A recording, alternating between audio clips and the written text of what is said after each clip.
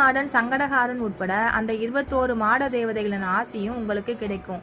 உங்க வாழ்க்கையில் நல்ல திருப்பம் ஏற்படணும் அப்படின்னு நினைச்சா ஒரு தடவை நம்பிக்கையோட போய் கலந்து கொண்டுதான் பாருங்க.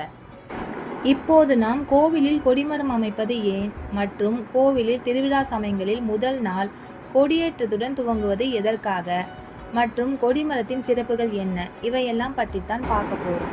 கோவில்களுக்கு அழகு தருவது கொடிமரம். இந்த கொடிமரமானது தீய சக்திகளை அகற்றி இறையாற்றலை அதிகரித்து கோவிலையும் பக்தர்களையும் பாதுகாக்கும் பொருட்டு ஆலயங்களுக்கு முன்பாக அமைக்கப்படுகிறது.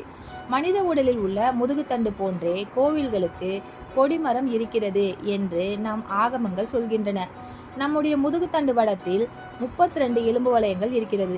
அதே போலவே 32 வளையங்களுடன் கோவில் கொடிமரம் அமைக்கப்படுகிறது. பொதுவாக ஆலயங்கள் ஆகம விதிப்படி கட்டப்படுகிறது. அதாவது ஒரு கோவிலை புனித உடலுடன் ஒப்பிடலாம். அதன்படி பார்த்தா